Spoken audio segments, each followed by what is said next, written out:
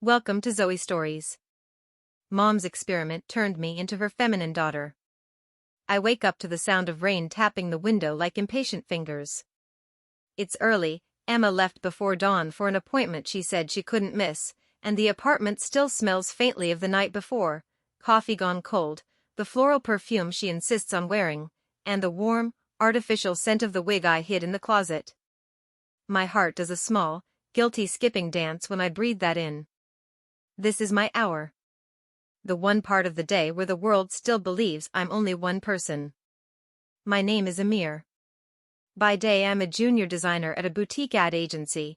Neat shirts, neutral ties, a polished smile I practice in the mirror on Mondays. I sketch logos, mock up campaign layouts, and answer emails that pretend everything is under control. It's respectable. It pays the bills. It keeps my mother proud when she asks at family dinners about Amir the responsible one. But behind the precise portfolio and the calendar invites lives another habit, an ache that feels like silk and lipstick. I've always loved clothes. As a kid I would raid my sister's wardrobe when she wasn't looking, pulling on a dress like it was a secret kingdom. Later, that curiosity turned into ritual. It's not exhibitionism for me. It's not even always about wanting to be a woman. It's the quiet miracle of a different body in my hands, how a pencil skirt reshapes my stance, how mascara smooths the freckled map of my past. Sometimes it's comfort, sometimes a dare to myself, sometimes the only honest reflection I get. Emma knows half of it. She knows I like to experiment. She encouraged me the first time I asked to try on one of her blouses after too much wine at a friend's party. We laughed then, and something unnameable shifted between us. She's a force of nature, sharp, fiercely intelligent, with a laugh that bulldozes through my carefully constructed walls. We've been together 3 years. People call us the power couple because we fit together in the obvious ways: shared apartment, shared plant, shared playlists, but there are private parts of me I have never taught her to see.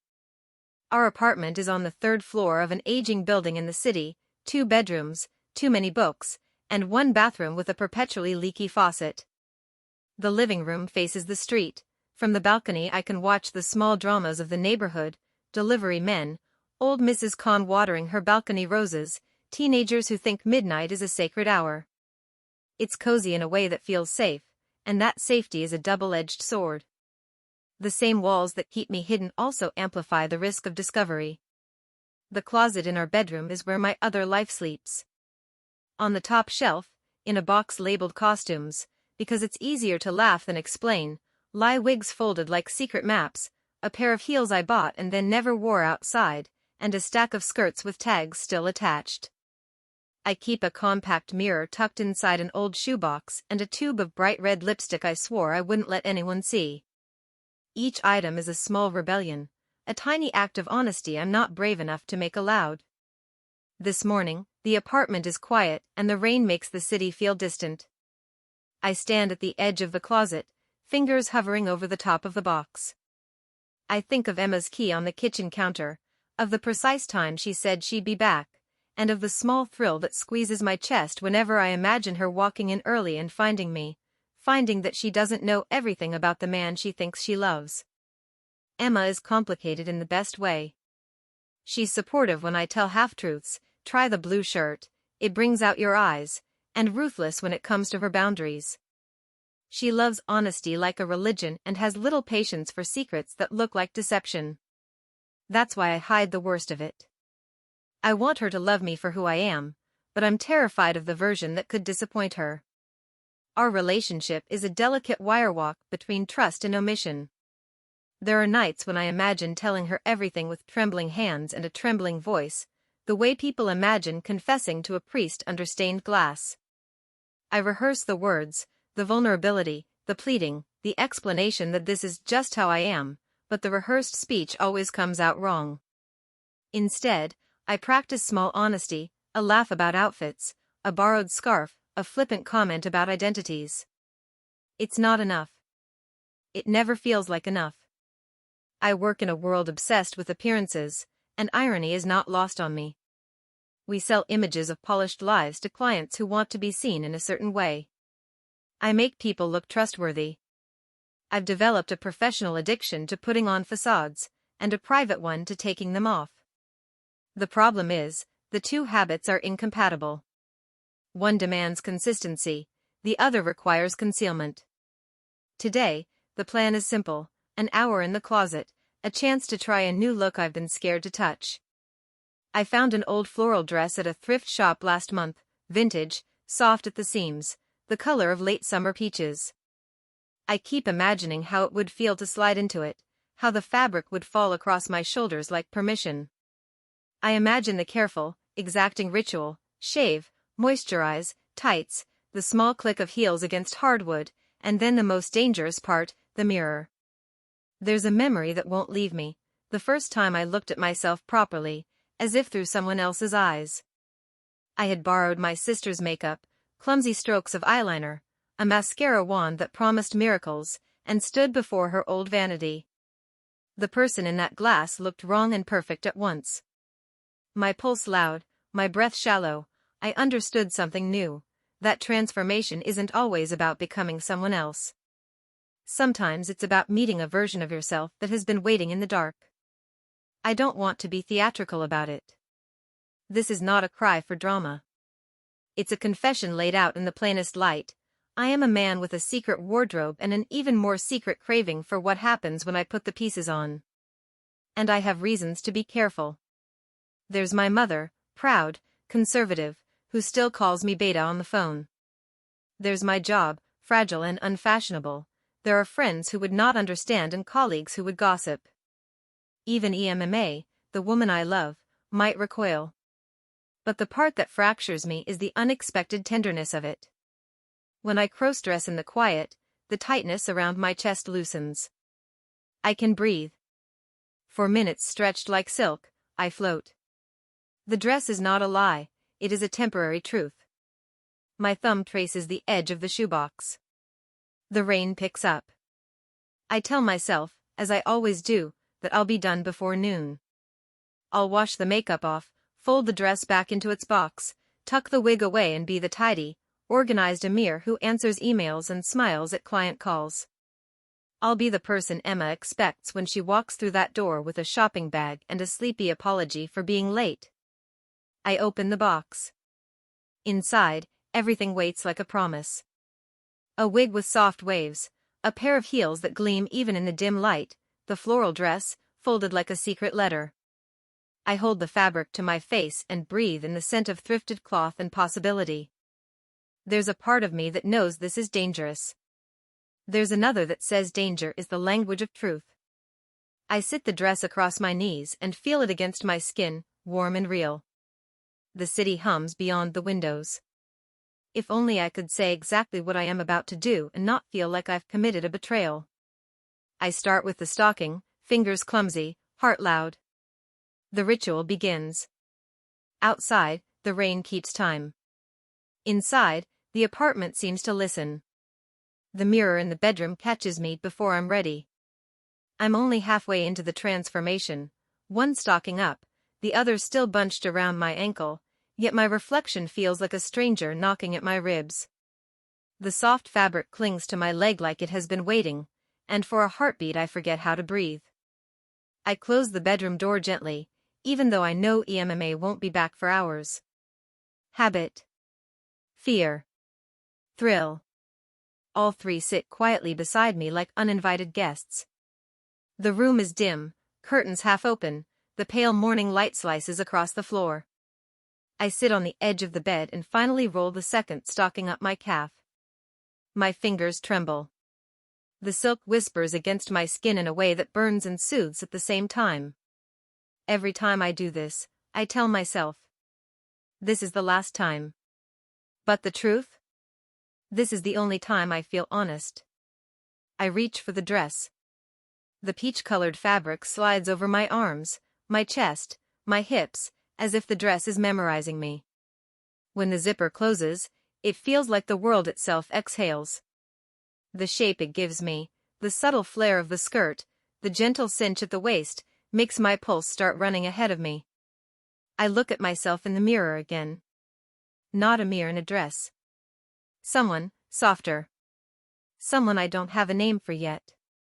There's a knock of guilt inside my chest. Emma. Always EMMA. She's the planet my life orbits around. She's also the gravity that keeps this part of me hidden underground. I should tell her. I know I should. But every time I picture her face of confusion, hurt, disappointment, it's like someone squeezes my throat shut. The makeup box waits on the desk. I open it slowly, reverently. This is the part that always scares me. Clothes change my silhouette. But makeup changes my face. I pick up the foundation, dab it lightly with a sponge. The cool touch against my warm skin sends a shiver down my spine. I blend the edges, soften the shadows of my jaw, blur the roughness tired days carve into my cheeks. I tilt my head. Better. More balanced. More delicate. The mascara wand wavers in my hand. One slip and I'll have black smudges everywhere. My heartbeat knocks against my ribs, distracting me, teasing me, daring me. One slow stroke. Then another. My eyelashes darken, lengthen, curve. My reflection flinches, like it's surprised to see itself. And then comes the lipstick. Red. Too red for daytime. Too bold for someone who has spent years hiding. I uncap it. A scent like warm berries hits my nose. I drag the color across my lower lip slowly, carefully. Then the upper. When I press them together, something inside me unlocks. There. That's the moment. The one that always pulls me in too deep. I look at myself again, and the person in the mirror looks back with a confidence I've never owned as a mirror. There's bravery on her lips. A trembling sort of beauty around her eyes. I whisper, without meaning to. Who are you? The silence answers. My heart is pounding too fast. It always does when the transformation completes. It's not fear anymore. It's hunger. I reach for the wig box. The moment I lift the soft, wavy hair into my hands, I swear the room gets smaller. The wig smells faintly of synthetic lavender and bravery.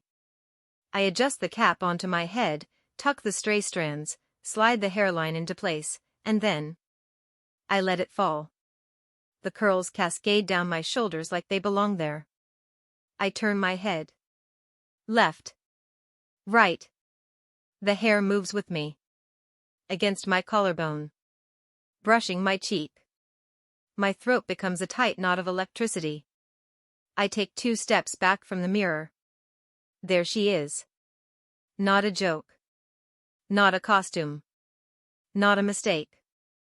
A version of me I never learned to grow into. I should stop.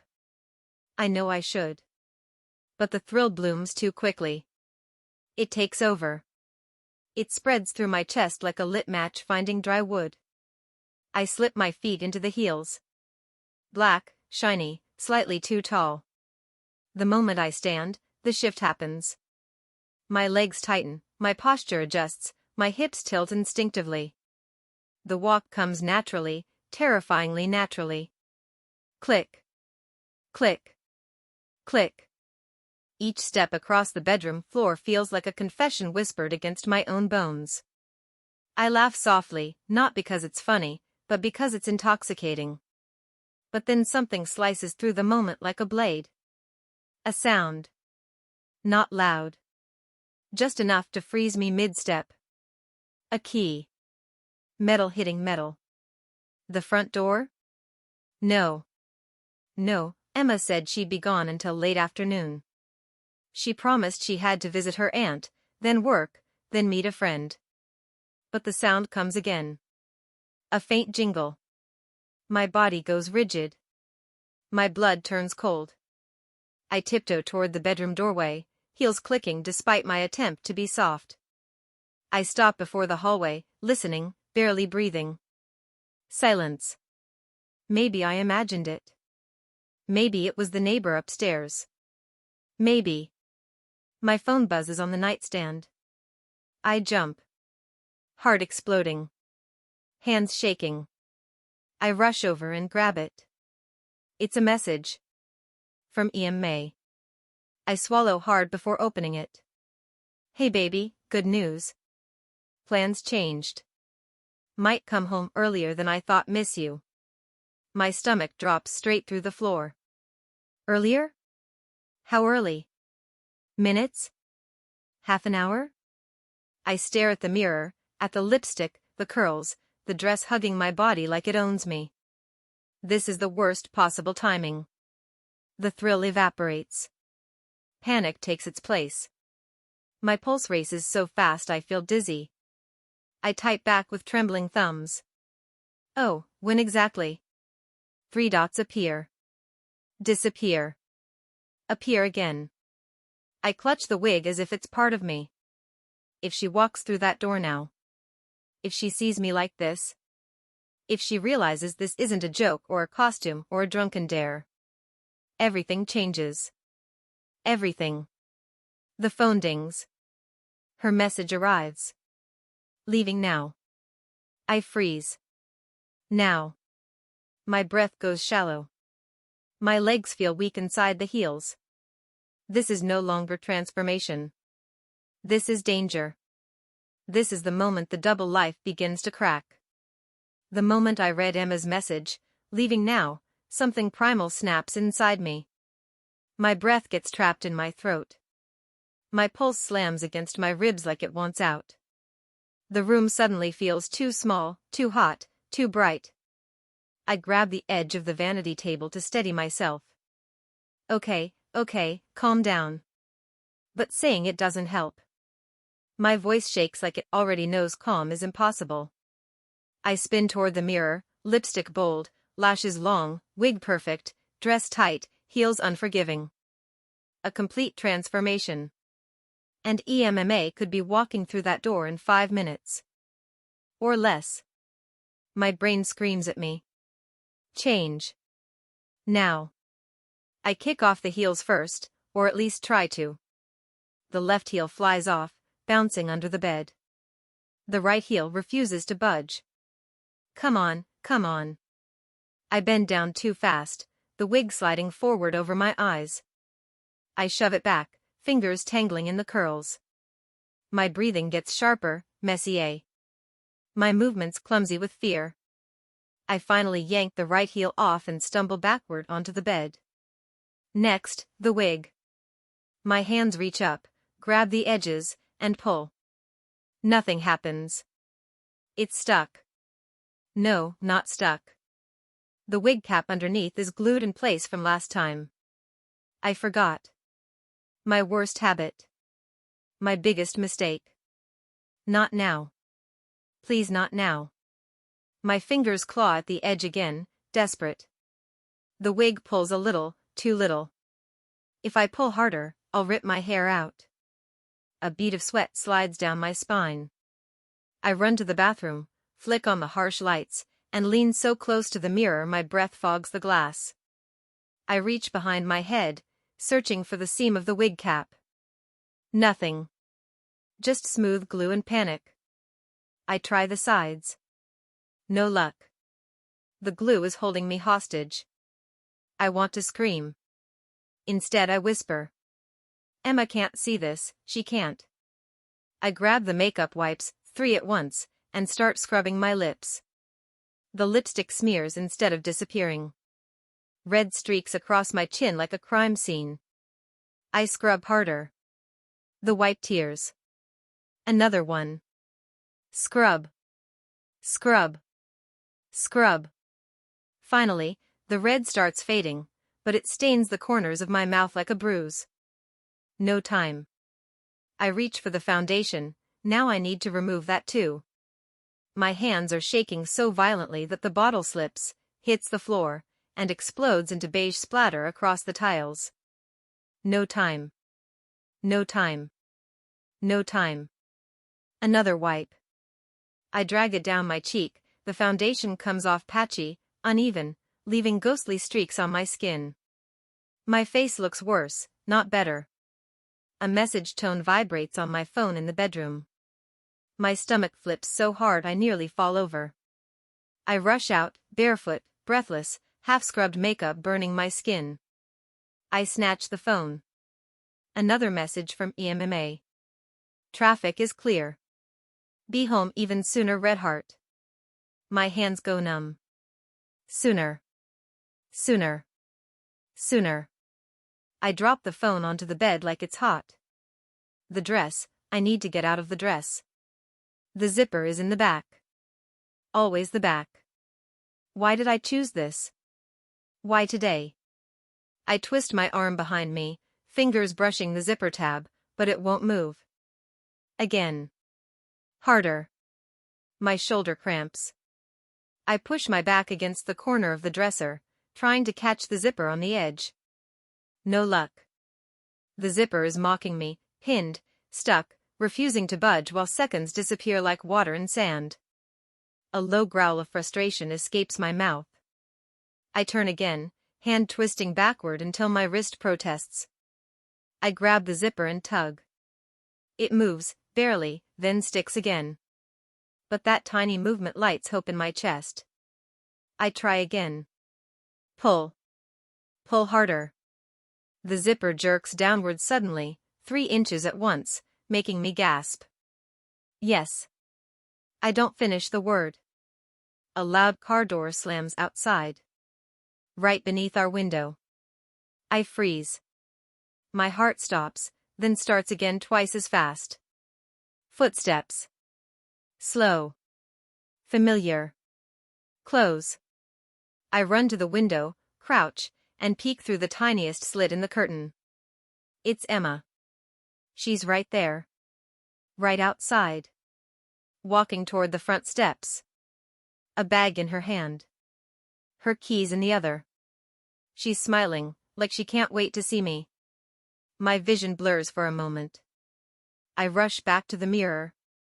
My face is a disaster, half makeup, half panic. My hair still swallowed by the wig. The dress half unzipped. My skin blotchy and flushed. I don't even look like Amir. And I don't look like the woman I became either. I look like a secret caught in the act. The keys rattle outside. Metal against metal. My blood turns to ice. I grab the wig again. Both hands. All strength. Pain shoots across my scalp as I yank. Please come off. Please. The wig tears free, violently, almost sending me falling backward.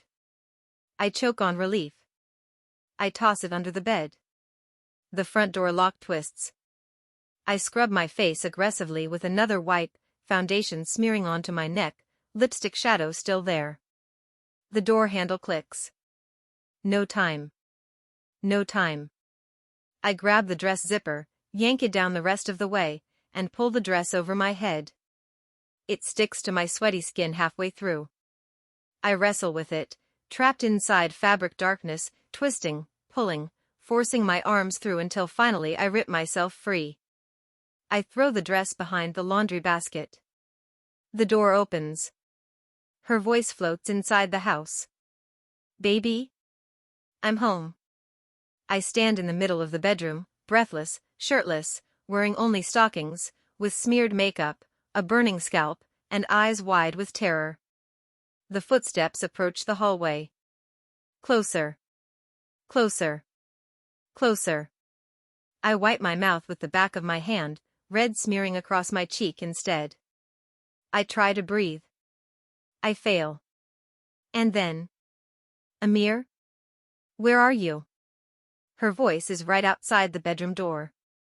And I'm standing in the center of the room, half transformed, nowhere to run, nowhere to hide, heartbeat loud enough to give me away.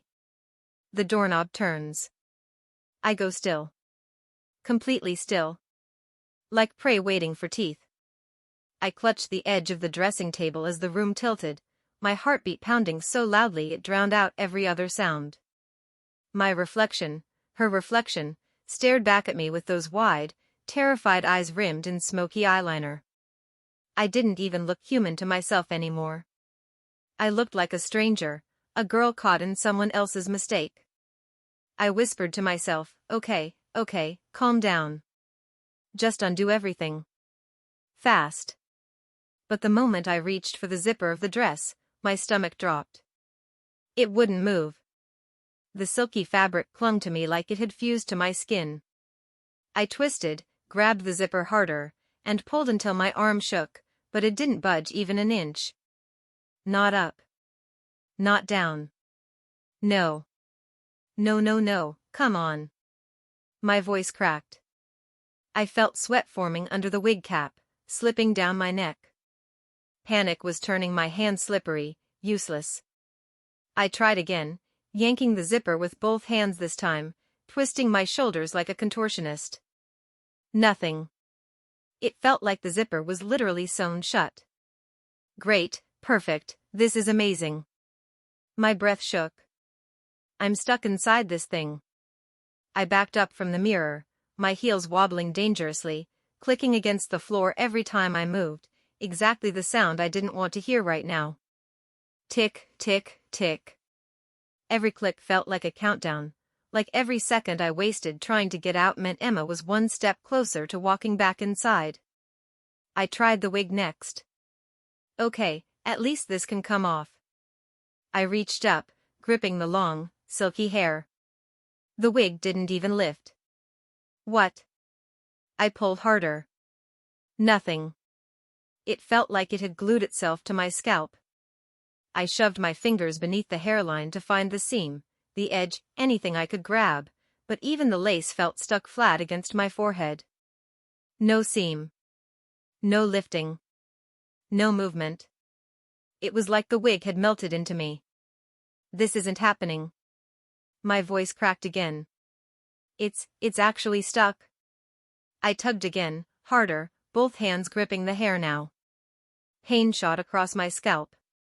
Okay, stop. Tears rushed into my eyes. Not from emotions this time. From the sharp burning on my skin. I staggered away from the mirror and grabbed a towel, pressing it to my head to cool the sting, but the wig didn't move. If anything, it felt tighter. My chest rose and fell shallowly. I couldn't breathe properly. I rushed to the sink. Fine, makeup first. I can wash that off. I turned the tap, grabbed a handful of water, splashed it over my face. But the makeup didn't move. My eyeliner stayed sharp. My mascara stayed perfect. My lipstick stayed bright and flawless. The water slid off my face like everything had been sealed under some kind of waterproof barrier. No, this is not real. This is not real. I grabbed the makeup wipe Emma left. I attacked my face with it, rubbing until my fingers hurt. The wipe came away clean. Not a trace of makeup on it. The girl in the mirror still had perfectly curved lashes and glossy lips. This is impossible. How? I threw the useless wipe across the room. Then. Knock. I froze. Every muscle locked. Not again. Not now. Not when I looked like this. Knock. Knock. My breath evaporated. Someone was at the door. Was it Emma? Was she back already? I stumbled toward the door, heels clicking, grabbing the wall to steady myself. A third knock. Firmer. More impatient. I swallowed hard and forced myself to speak, my voice trembling like a broken speaker. Hello? Who is it? No answer. My heart slammed against my ribs. I leaned closer, trying to breathe quietly. Another knock, extremely soft this time. Almost teasing. I stepped back, terrified now. What if Emma had forgotten something? What if she came back early? What if she wanted to check if I was actually doing everything she told me? My mind raced. The dress didn't open. The wig wouldn't budge. The makeup was sealed to my face. I was trapped. Fully trapped. And if she saw me like this, still in heels, still in the dress, still wearing her perfect girl look. She would think I did it willingly. She would think I was enjoying it. She would think I was embracing it. I backed away from the door, my breathing getting faster, louder, uncontrollable. My heel caught the edge of the carpet. I fell backward. The world flipped. I crashed onto the floor, skirt flying, legs tangled, wig hair spilling everywhere. My ankle twisted painfully. I slapped a hand over my mouth. Whoever was outside definitely heard that. I crawled away on my knees, gasping, trying to push myself up, but the heels made it almost impossible.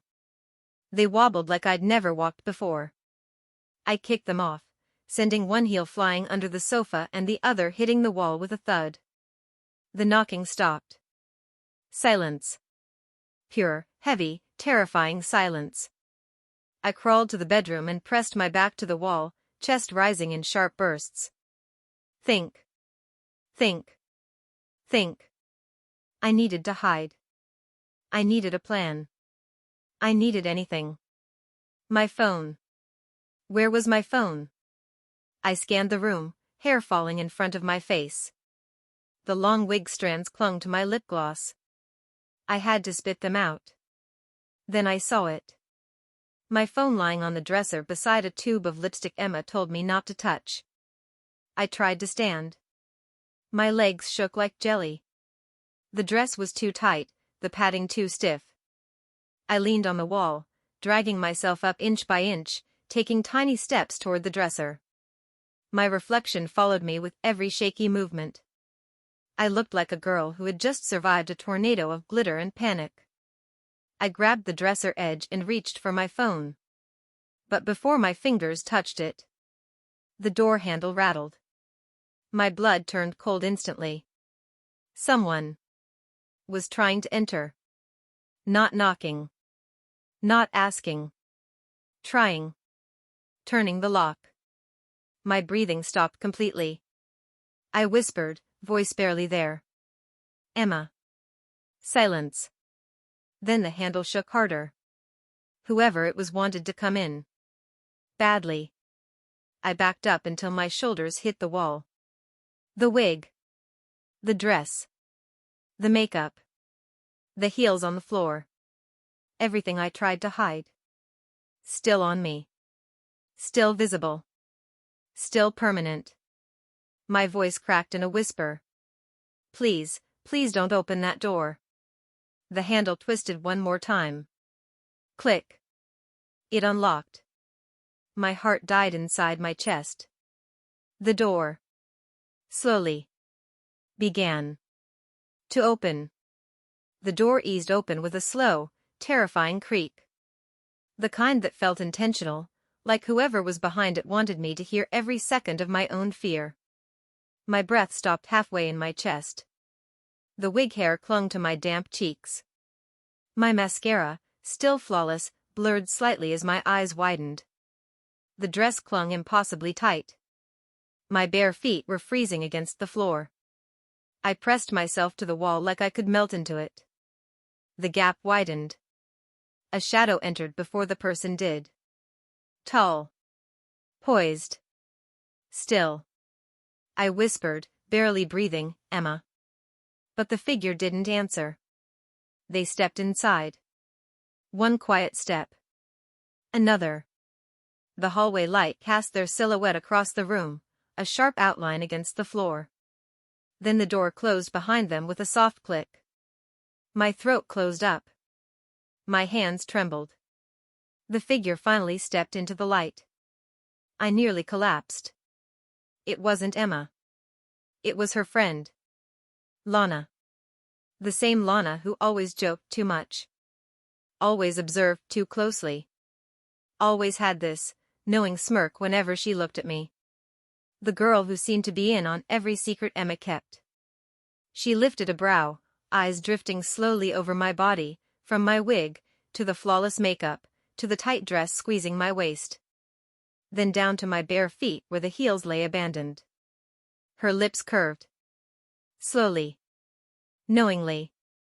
Well, she said, her voice laced with wicked amusement. Emma was right about you. My heart detonated inside my chest. What are you talking about? I stammered.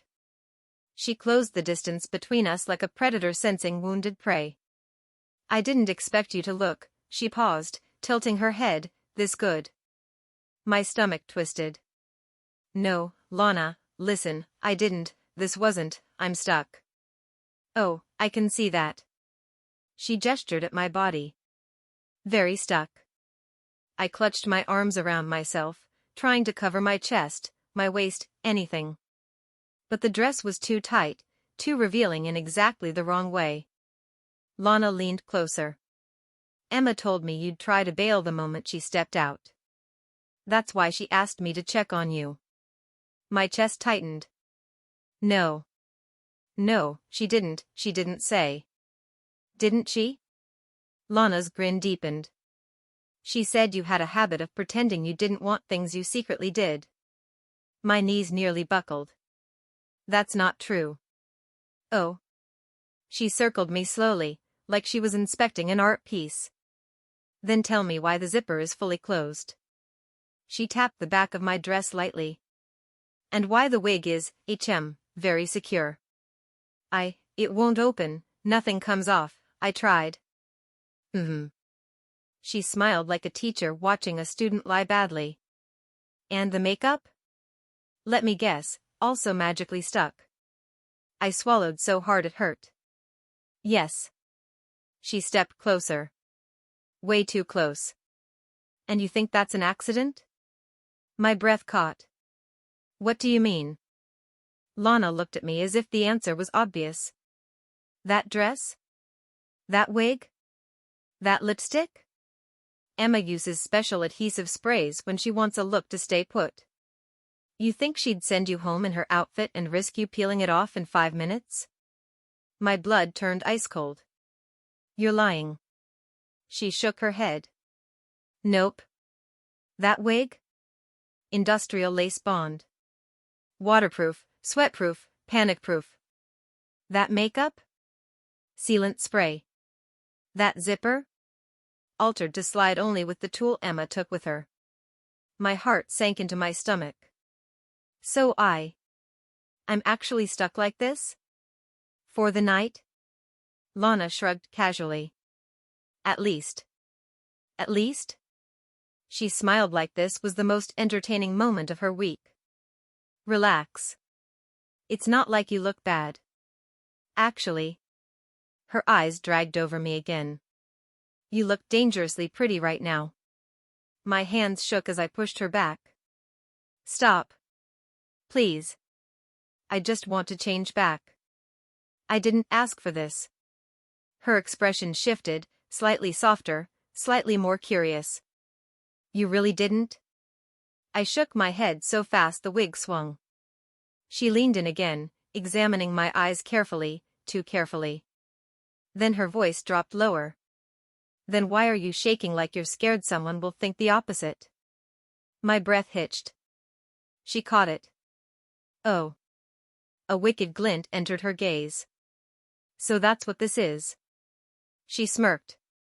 You're not scared of looking like a girl. You're scared of getting caught wanting it. And no. But she stepped even closer, close enough that I could feel her breath. Tell me I'm wrong. My entire body tensed. My chest rose sharply. I pressed back against the wall, trying to disappear. I said tell me I'm wrong. But the words wouldn't leave my mouth. Because she wasn't wrong. Not completely. Not the way I wished she was. Lana watched my silence with growing satisfaction. That's what I thought. I squeezed my eyes shut.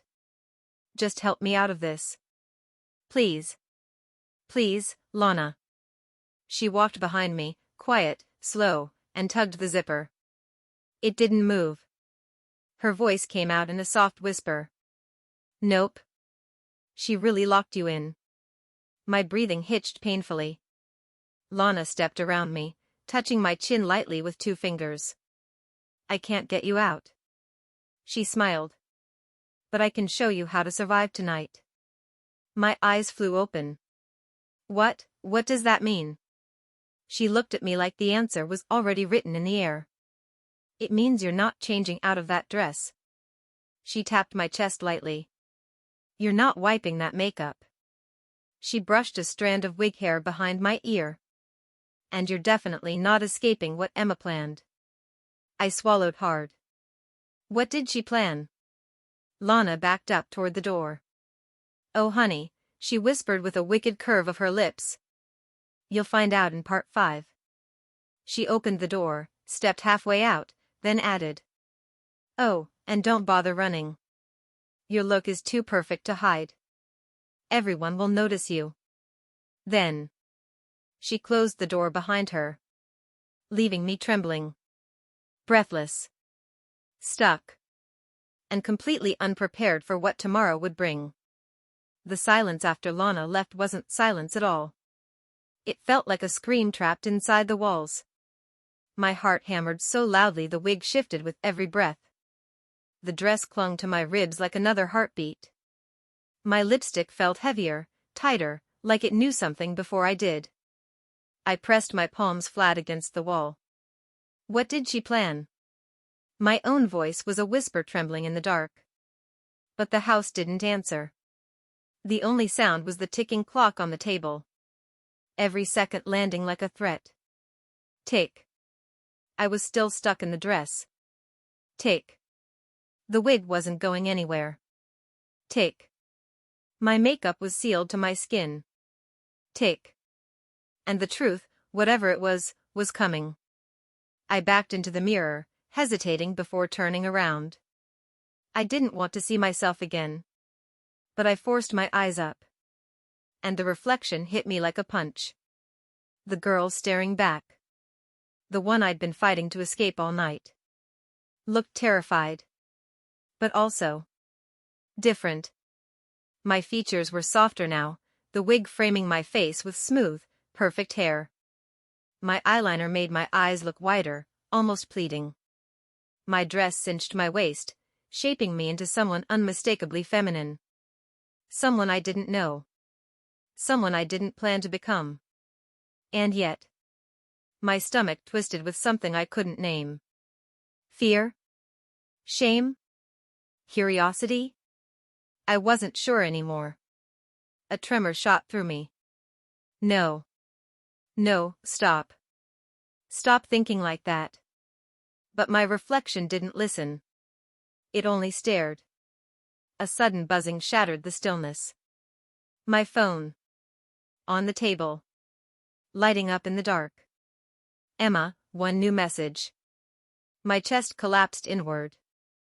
My fingers shook so hard I could barely pick it up. The message preview glowed. Hope you're ready.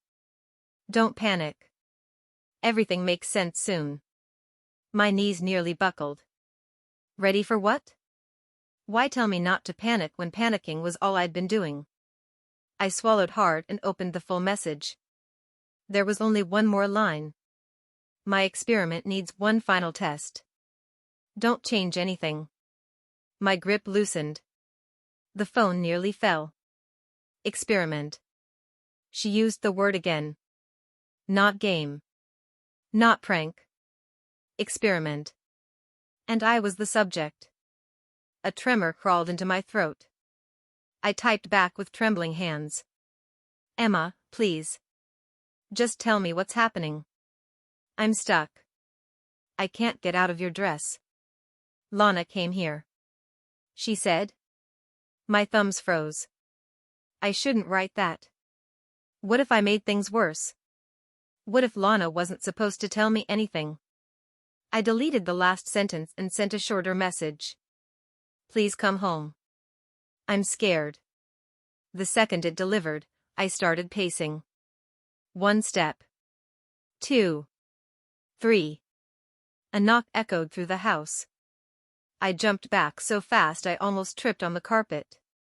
No, no, no, who's here now? The knock came again. Harder. My breath hitched. I crept toward the door, terrified to breathe. Terrified to move. Terrified that whoever was on the other side would see me. Like this. I stood inches away from the door. My palm hovered above the handle. Silence. Then. The softest voice filtered through the wood. Open it. I know you're there. My lungs collapsed. It wasn't Lana. It wasn't a stranger. It was Emma. My entire body turned to ice. I wasn't ready. I wasn't supposed to be seen. I wasn't supposed to let her look at me like this. Forced, stuck, exposed, terrified. She knocked once more.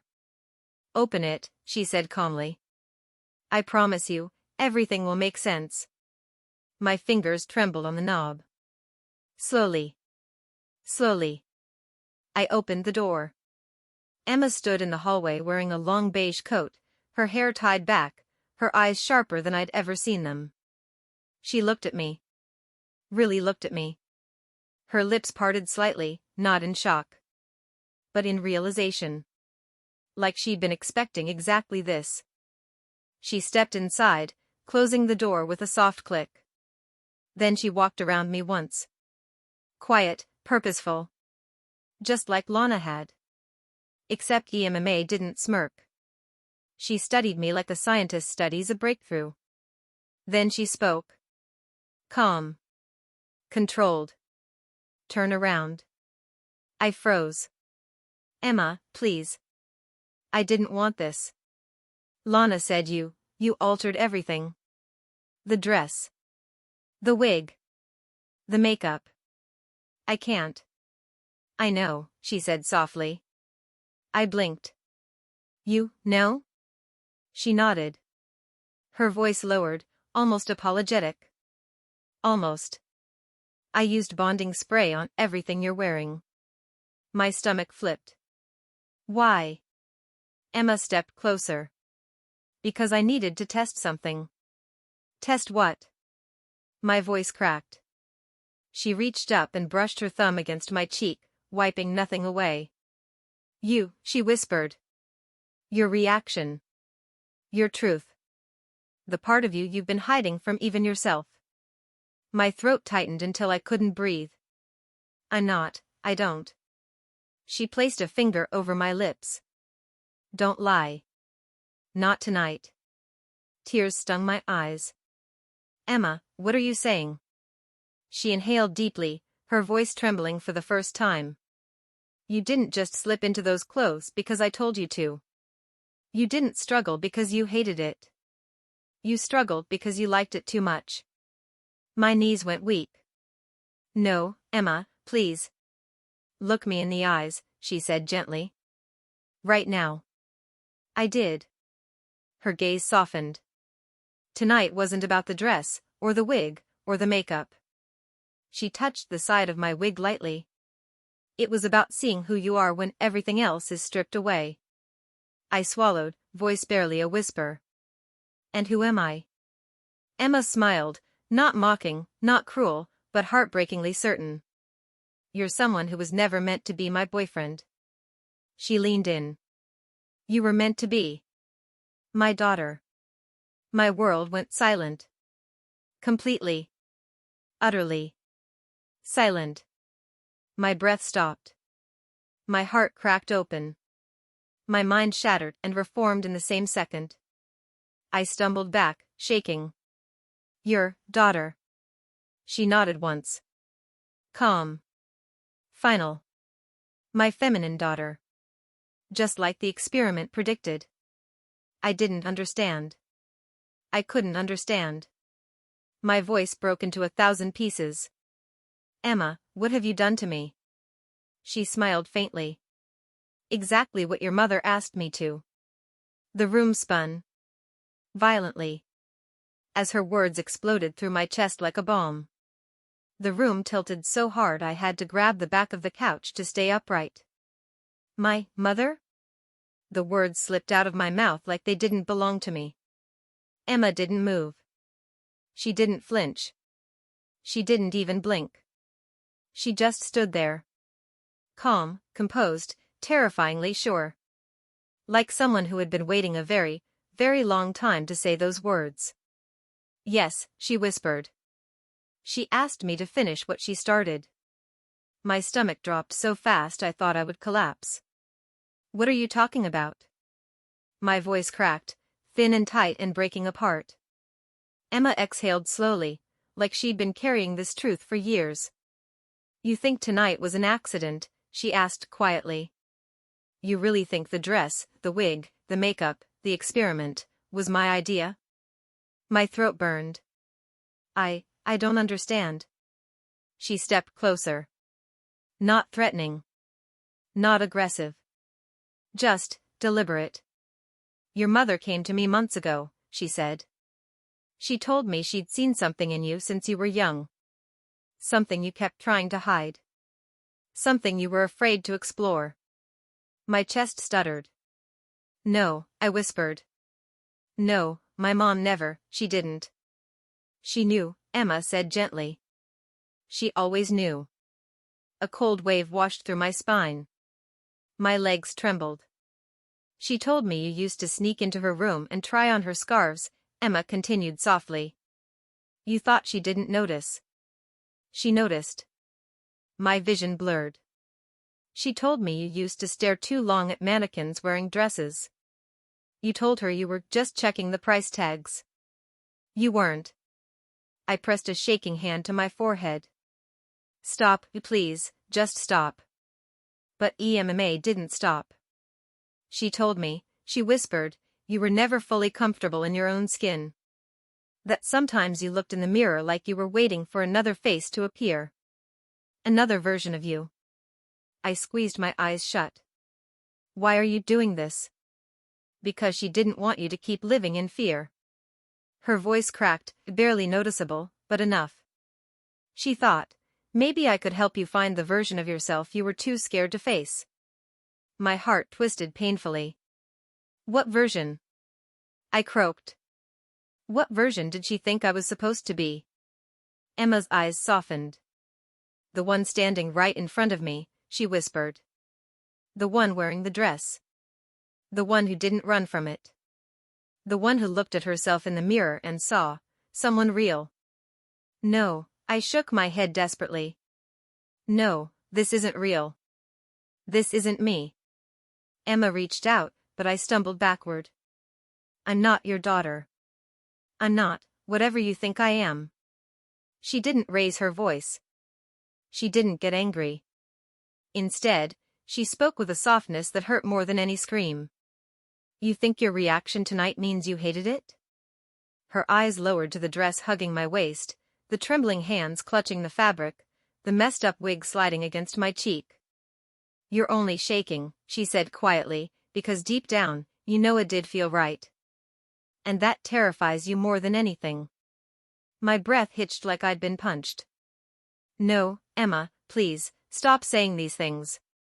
Your mother wanted me to give you a safe way to discover yourself, she whispered. She believed you'd never do it on your own. I staggered until my back hit the wall.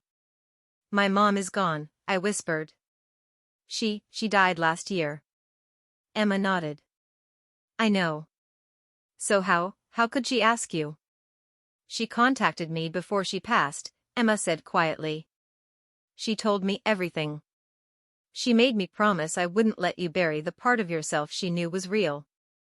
My throat tightened until it was impossible to breathe. Your mother loved you, Emma said. And she wanted you to be free. I am free. I choked. I don't need this, I don't need whatever this is. You're not free, Emma whispered. You're terrified. My voice collapsed. Of what? She stepped close enough for me to feel her breath against my cheek. Of yourself. I shuddered violently. Because she wasn't wrong. Because a part of me had been whispering the same thing for years. Because tonight, when I saw myself in the mirror, a strange unfamiliar ache had stirred inside me. An ache I didn't want to examine. An ache I didn't want anyone else to see. Emma looked at me like she saw all of it. Like she'd always seen it. A girl doesn't suddenly appear because of a wig, she murmured. A daughter doesn't emerge because of a dress. She placed a hand over my heart. She was already here. My breath trembled. Emma, why are you doing this? Her eyes softened with something almost painful. Because I love you, she whispered. In a way I didn't understand until recently. My heart lurched. Love me how? I whispered, terrified of the answer. Her voice softened into something raw. Not as my boyfriend, she said. But as the girl your mother knew you were meant to become. I felt the world tilt again. Harder this time.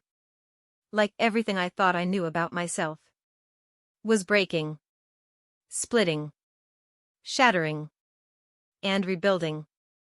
All at once. You're lying, I whispered weakly. You're manipulating me. Emma shook her head slowly. You already know the truth, even if you can't accept it yet. I pressed a trembling palm to my chest. What truth? Emma leaned in so close her lips brushed my ear. That you were never meant to be him. You were meant to be her. My entire body froze. My pulse stopped. And she whispered. And tonight, the experiment proved it. The room blurred. My breath stuttered. And suddenly, a loud vibration exploded across the room. My phone. Lighting up with a notification. Emma and I both turned toward it. One new message. From a number I hadn't seen in months. One new message. My blood turned to ice. That number was disconnected. It shouldn't be active. It shouldn't be sending anything. Emma's expression shifted. For the first time. Genuine fear flashed in her eyes. I took a step toward the phone. The screen brightened. The preview text appeared. And it read. I see you, sweet girl. My breath stopped. My body collapsed into a trembling silence. And Emma whispered. This wasn't me. The hallway felt colder than the gym, like every step I took was dragging me deeper into a world I wasn't prepared for. My legs trembled, not just from the workout, but from everything else. The cheers still echoed in my head, the laughter, the whispers, the way those girls looked at me like I was some shiny new toy. And then I saw them. The 3 people I'd prayed wouldn't show up. My brother. My brother's best friend. And worst of all, Eva, the girl I'd been talking to for months, the only person whose opinion could actually crush me. All 3 of them were standing near the exit, and while my brother looked confused as hell, Eva's eyes went big. Really big. Not mocking. Not disgusted. Just stunned. I froze completely. My legs stopped working. My breath locked inside my chest. The cheer bag slipped from my fingers and hit the floor with a soft thud. Eva took 1 step toward me. Ethan, she whispered. My heart dropped. That voice.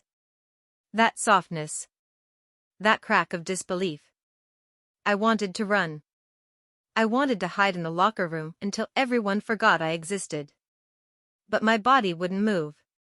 My whole world felt made of glass, and I was seconds away from shattering.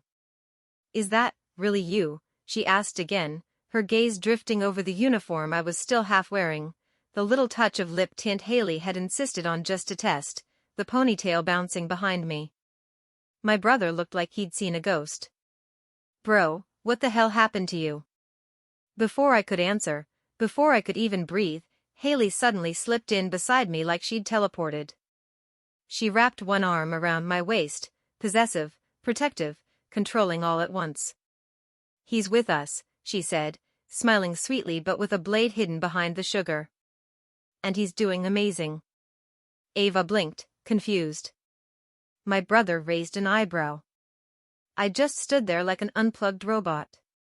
Then Haley tightened her grip on my waist, reminding me to play along. Tell them, Ethan, she whispered so only I could hear. Tell them you're with the cheer squad now. I swallowed hard.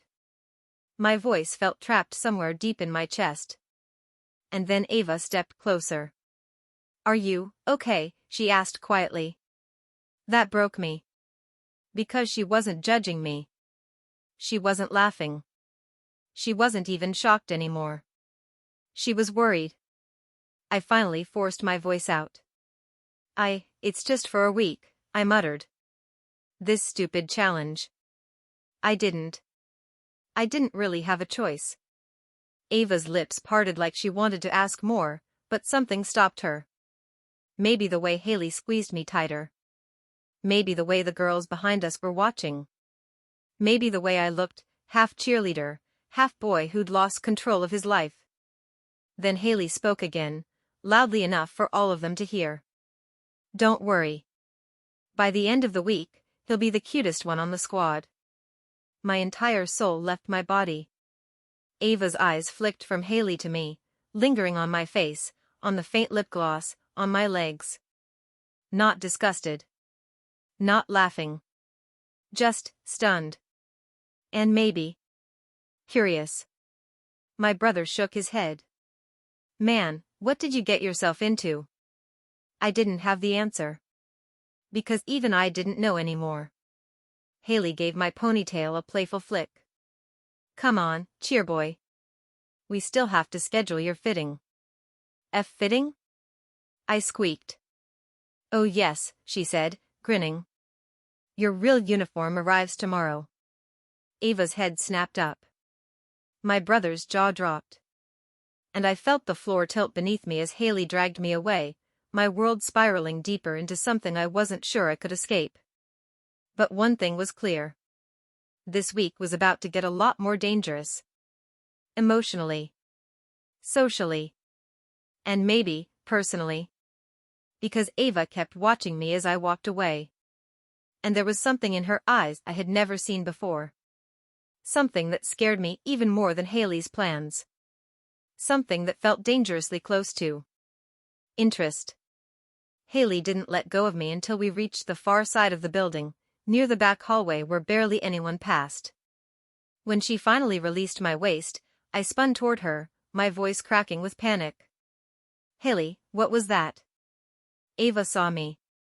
My brother saw me. I'm dead. She pressed a finger against my lips. Stop panicking, she said calmly. You looked adorable. I'm not supposed to look adorable. I hissed. I'm supposed to survive the week and get my stupid deal over with. Haley rolled her eyes. Relax. This is exactly how it needs to go. My voice shot up an octave. How is humiliating me in front of Ava something that needs to go? She's never going to look at me the same way again. A slow, knowing smile spread across Haley's face. That's the point, Ethan. I froze. The point? I whispered. What point? Haley leaned in close, her breath warm against my ear. Girls don't fall for invisible boys. But a boy who suddenly becomes the center of attention? Her smile sharpened. That changes everything. My stomach twisted. I don't want attention, I muttered. Yes, you do, she whispered. You want hers. My breath hitched, because she wasn't wrong. Ava was the one girl I actually cared about, the only one whose opinion mattered. But I never wanted her to see me like this. Before I could answer, Haley grabbed my chin gently and tilted my face up. You want her to notice you, she said. Trust me. She just did. I swallowed. Hard. But I looked ridiculous. Haley shook her head slowly. No. You look different. And different is unforgettable. For a moment, her words sank in, confusing, terrifying, and somehow, tempting. But before I could respond, footsteps sounded from the end of the hall. Haley's grin widened. Perfect timing. Before I could turn, Claire, one of the most influential seniors on the cheer squad, strolled toward us. Her blonde hair was perfect, her smile bright, and her eyes locked onto me instantly. So this is our new project, she asked, stopping right in front of me. Project? I repeated, voice cracking like a preteen. Claire circled me slowly, inspecting me like I was a mannequin she was about to redesign. Haley nodded proudly. Yup. 1 week. Full cheer immersion. Claire hummed thoughtfully. He has potential, though he needs work. I threw my hands up. I'm not becoming a girl. I'm just doing this for a week. Claire paused, smirking. Sweetie, if you survive the whole week, I'll be impressed. She stepped closer, her perfume hitting me like a soft, sugary cloud. Tomorrow at 7 a.m., she said. Full makeover session. No excuses. 7 a.m.? I choked. Before school? Claire tapped my cheek lightly. Cheer beauty takes time. I felt my soul leave my body. Haley added, and we'll need to teach you how to walk properly. Walk properly? I walk fine. Claire and Haley exchanged a look. A look that said no, he doesn't. Don't worry, Claire said. We'll fix that. Oh, and bring smooth legs. I nearly fainted. What? Haley patted my shoulder sympathetically. Yeah, you're waxing today. I grabbed the wall for support. No. Absolutely not. I'm not waxing anything. Claire leaned in so close I could feel her breath. If you show up tomorrow with stubble, she whispered, I'll personally drag you into the locker room and shave you myself. I whimpered. Haley looped her arm around me again. See you tomorrow, cheer boy. As both girls walked away, laughing softly, I slid down the wall, burying my face in my hands. This wasn't just a challenge. This was a trap. A sparkly, pink, cheer-filled trap. And worst of all? Ava had seen me right at the edge of it. I didn't know whether to run or accept that my life was about to get swallowed whole. One thing was certain. Tomorrow morning, my transformation would begin. And I wasn't ready. I spent the rest of the day in a haze, half terrified, half furious, and fully confused. Every hallway I walked through felt like it got quieter when I entered. People weren't whispering loudly, but they didn't need to. I could feel their eyes on me. Like they were waiting to see if the rumors were true. Is Ethan really joining the cheer squad? Why did Haley pull him like that? Did you see his face? He looked different. By the time the final bell rang, I rushed out of school like it was on fire. I just needed to get home, lock my door, and pretend the world didn't exist for a few hours. But of course, life hates me. Because the moment I stepped outside, cheer princess. I froze. My older brother, Ryan, leaned against his car with the smuggest grin ever. Hands in pockets, sunglasses on, looking like the definition of I'm about to ruin your day. I heard you had a cute little moment with Haley, he said. Pulling you around the hallway like her pink puppy. Shut up, I muttered, marching past him. He followed. Mom told me to pick you up, Ryan said. And dude, why are you walking like that? I stiffened instantly. He noticed. Oh my God, he gasped, cracking up. They're already training you, aren't they? Is this how they walk? All tight and bouncy? I'm not bouncy. I snapped. He said, waving a hand. You kinda are, princess. I wanted to die. I yanked open the car door, jumped inside, and slammed it shut. Ryan slid in on his side, still laughing like he was being paid for it. Then he said the one sentence that made my blood run cold. So.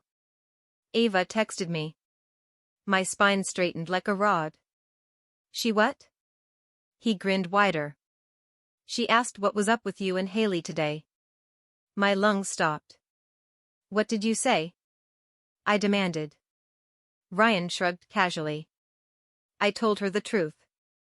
I nearly passed out. What truth? That you, he said dramatically, are officially the school's newest cheer experiment. I grabbed my hair. Ryan. He patted my shoulder like I was a toddler. Relax. She didn't seem mad. More like Curious. Curious is bad. I groaned. Curious means she's thinking about it. And isn't that what you want? He teased. No. I don't want her to think about me wearing makeup and skirts, you idiot. Ryan pulled out of the parking lot, shaking his head. Ethan, he said, girls like confidence. Not scared little mice. I clenched my fists. I'm not a mouse. Then act like you're in control. I am in control. You're waxing your legs tonight. I sank into my seat like melting butter. Kill me, I whispered. Just kill me now. Ryan laughed the entire drive home. The moment we stepped into the house, Ryan yelled. Moem. Ethan needs wax. Ryan, I swear to. My mom came rushing out of the kitchen. Wax? Why? What did you do? Ask your son, Ryan said proudly. He's becoming a cheerleader. My mom blinked, then blinked again. Honey, she said slowly. Is that true? My throat closed. It's just a challenge. For 1 week. That's all. Mom's lips curved, not helping. Oh, sweetheart. That's adorable. Adorable?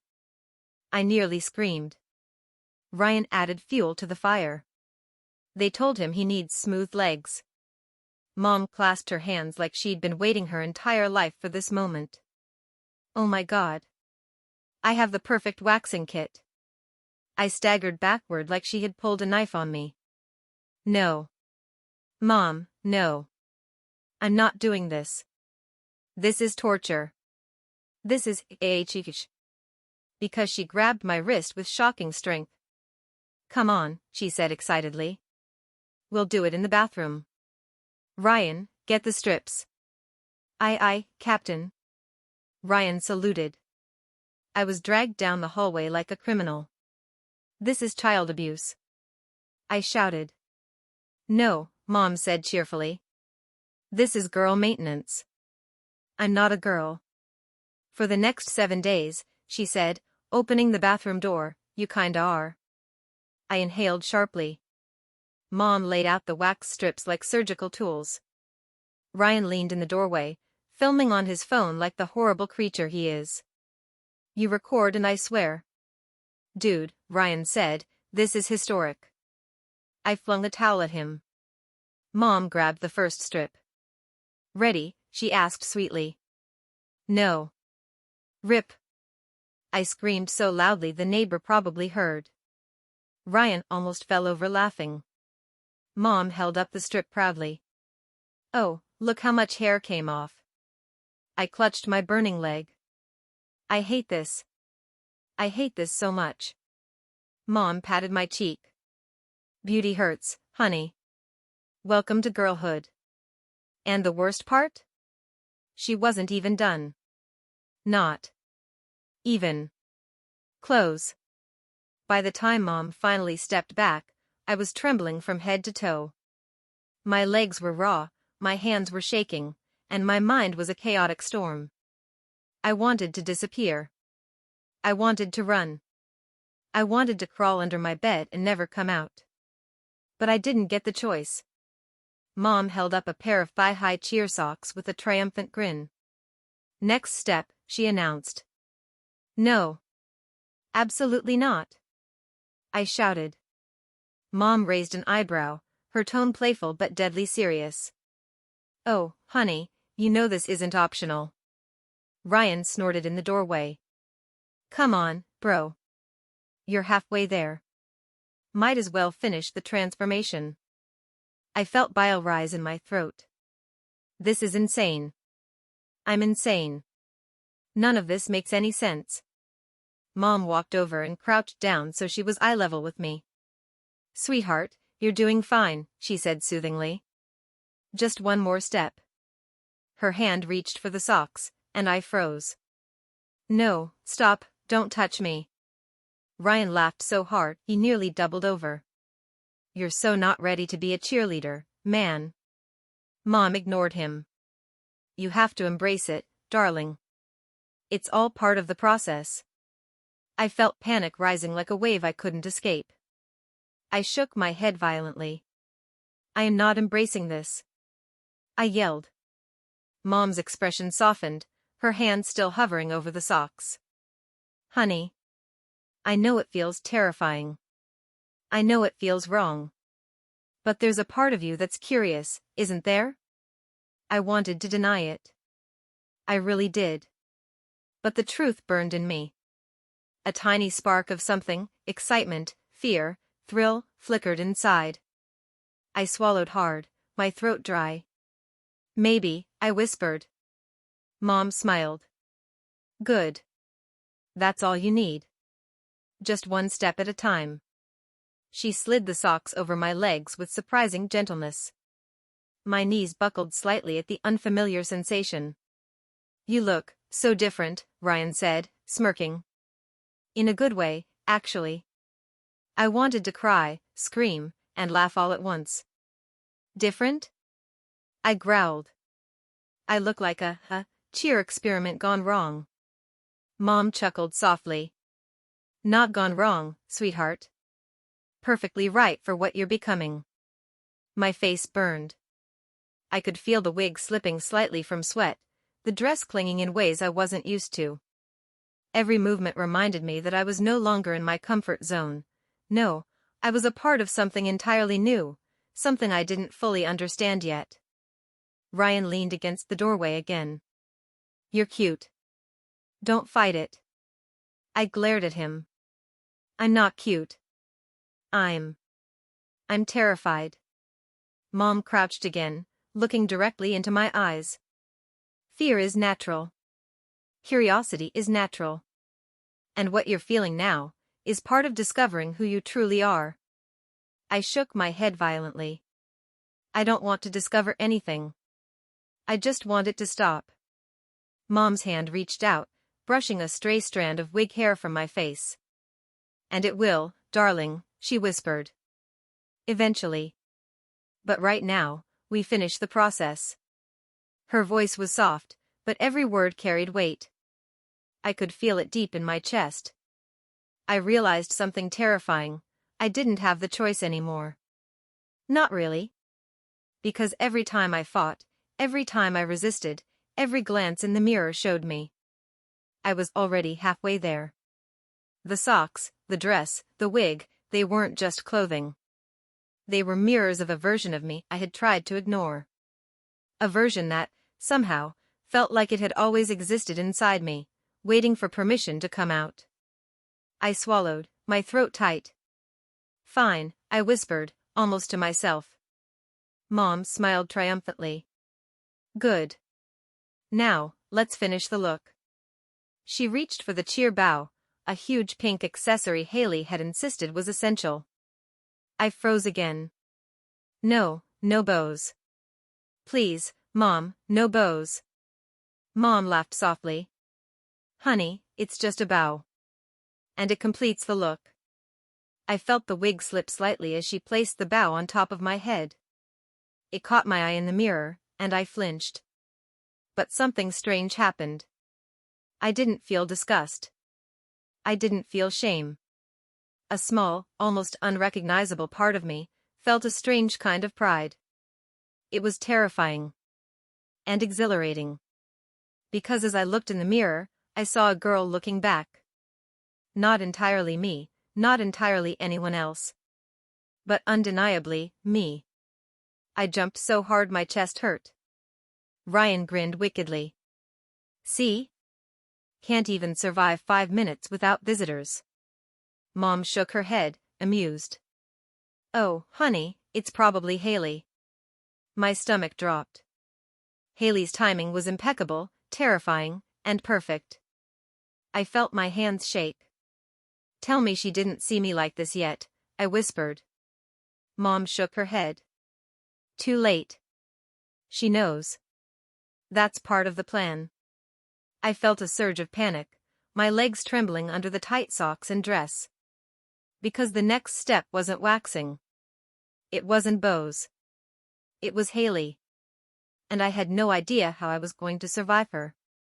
The door swung open before I could even brace myself. Haley stood there, perfectly poised, like she had rehearsed this moment in her head 1,000 times.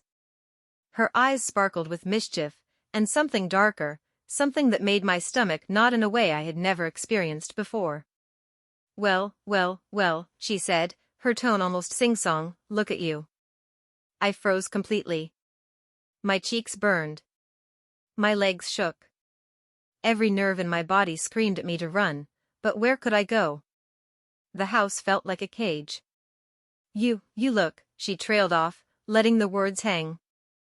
"Incredible." I blinked, my heart skipping a beat. Incredible? Are you insane? Look at me. This is AHH. Haley laughed softly, stepping inside, closing the door behind her. "Shoo, relax. You're doing exactly what you're supposed to do." I took a step back, but my legs wobbled beneath me. "Supposed to do what? Look like a girl?" She tilted her head, eyes glinting with intensity. "No. Look like you. The version of you your mother wanted you to be." The words hit me like a punch to the chest. My breath caught. My mind raced. "How do you even know about her?" I whispered, voice trembling. Haley's expression softened for a fleeting second. "Because she told me. Months ago. She wanted me to guide you, help you, discover yourself." I staggered back, my hands gripping the edge of the couch. "You're lying." "My mom, she wouldn't." "She did," Haley interrupted gently. "And I promise. I'm not here to hurt you. I'm here to help you accept it." I shook my head violently. "Accept what? That I'm trapped in a dress? That my whole life is a joke?" Haley took a step closer, her gaze locking on mine. "It's not a joke. It's truth. And the sooner you accept it, the sooner you can stop fighting yourself." My chest heaved. I wanted to scream. I wanted to run. I wanted to collapse. Instead, I did the only thing I could. I stared at her, terrified and mesmerized. "You don't understand," I whispered. "I'm not her. I'm not. I'm me." Haley smiled softly. "Exactly. You are you. But you've been hiding a part of yourself for too long. Tonight we peel back the mask." Her words were hypnotic, and I felt something inside me quiver. Something I didn't want to admit. Something I did want to admit. You're insane," I breathed. "This is insane." "And terrifying," she whispered, stepping closer until she was just inches from me. "But beautiful. Don't you see? This isn't punishment. This is liberation." I couldn't move. I couldn't speak. All I could do was stare at her, and for the first time, I realized the truth I had been avoiding for years. I was terrified. I was overwhelmed. But deep inside, a tiny spark of exhilaration stirred. I whispered. "You actually mean all this? You're not just playing some game?" Haley's smile deepened. "Do you really think I'd go through all this just to play a game? No. This is real. You're real. And tonight, you'll see it too." I swallowed hard. My hands were clammy. My heart felt like it might explode. Then she reached out, brushing a loose strand of hair from my face. "You're beautiful," she whispered. "And it's time you believed it." I blinked, and for a moment, the chaos in my mind paused. The fear, the shame, the confusion, all of it was still there, but for the first time, a fragile thread of something else appeared. Something I couldn't name. Something that felt like possibility. Haley stepped back, giving me a small, triumphant smile. "Tomorrow, we start the full transformation. Hair, makeup, walk training, the uniform, everything." I shook my head. I can't. I'm not ready." "Yes, you are," she said softly. You just don't know it yet. The door clicked behind her as she left, leaving me standing there, trembling, staring at the floor. Ryan peeked in from the doorway, smirking. Well, she really likes you now, bro. I groaned, collapsing into the couch. I'm done. Absolutely done. This is insane. Everything is insane. Ryan shrugged. Nah, you just need to survive 1 week. 1 week, and it's over. I didn't respond.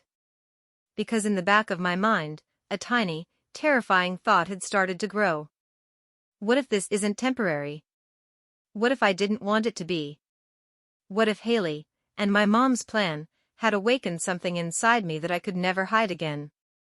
The thought made my stomach twist, my heart pound, and my palms sweat.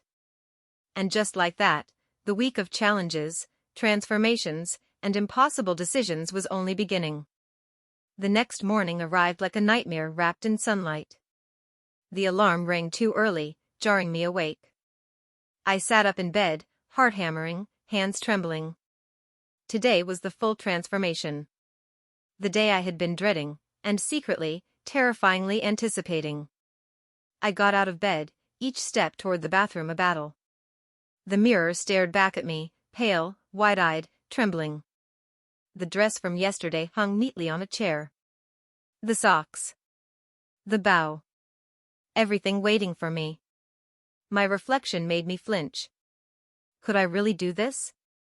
Could I survive this? Could I become her? The bathroom door creaked. Mom stepped in, beaming. Ready, honey? She asked. I shook my head violently. No. Absolutely not. I can't. Mom's hand rested gently on my shoulder. You can. And you will. Trust me. Before I could protest further, Haley appeared in the doorway, clipboard in hand, eyes sparkling. Rise and shine, cheer princess, she said teasingly. I froze. Morning, I croaked. Haley walked closer, surveying me head to toe. Hair. Makeup. Walk. Uniform. You ready? I wanted to disappear. Instead, I nodded weakly. Haley smirked. Good. Let's start with hair. She grabbed the curling iron, the combs, the sprays, and suddenly my hair was no longer mine. Every curl, every strand, every bounce sculpted into something feminine. I watched in the mirror as my reflection transformed. My jawline softened. My eyes looked bigger. My cheeks fuller. I felt exposed. Vulnerable. And thrillingly alive. You look amazing, Haley said softly, brushing a curl behind my ear. I flinched at the compliment. Stop saying that. I'm not. Haley cut me off. Yes, you are. And you've been hiding it for too long. It's time to stop hiding. Then Mom stepped in with the makeup kit. Blush, eyeshadow, foundation. Everything I had avoided for years. The first stroke of foundation against my skin made me jump. My face warmed instantly. Relax, Mom whispered. You're gorgeous. I clenched my fists, my chest tight. You're saying this because of the challenge. I snapped. Mom shook her head. No. I'm saying it because it's true. Haley smiled, nodding. Even your brother knows it. You can't fight it anymore. I sank into the chair, staring at my reflection. Half of me screaming, half of me, uncertainly curious. Then, just as they were finishing, the doorbell rang. My heart skipped a beat. Haley's eyes darkened with amusement. That must be your first test. I gulped. Test? Yes. Someone important, she said. Someone who will see you like this for the first time. I backed away. Who? No. I'm not ready. Mom whispered softly, it's okay, honey. You can do this. The door opened. And there she was. Ava. Standing there in the sunlight, looking at me. Her eyes widened, but not in shock. Not in disgust. In wonder. I froze. I had no idea what to do. Haley and Mom exchanged a look. Go on, Haley whispered. Show her who you really are. I swallowed hard. My legs shook. My chest heaved. And then I took a deep breath. Stepped forward. And looked Ava in the eyes. For the first time. I didn't hide. For the first time. I let her see me. Her lips parted slightly. Ethan, or, wait, you look. I stopped her. Don't call me Ethan, I whispered. Call me Emily. Ava blinked. I felt my heart explode. Fear, shame, excitement, all tangled together. She smiled softly. Emily. My chest tightened. Something in her gaze, acceptance. But before I could process it, Haley stepped forward, clapping her hands. Perfect. Absolutely perfect. The first day is a success. I felt like screaming, crying, and laughing all at once. And then, my phone buzzed. A message from an unknown number. I froze. The screen lit up. I see you, sweet girl. Mom. I dropped the phone. My hands shook. Ava's eyes widened. Haley smirked. Mom's face was serene, almost knowing. And in that moment, I realized my life had changed forever. No going back. No escape. Only the experiment, and whatever it would make me.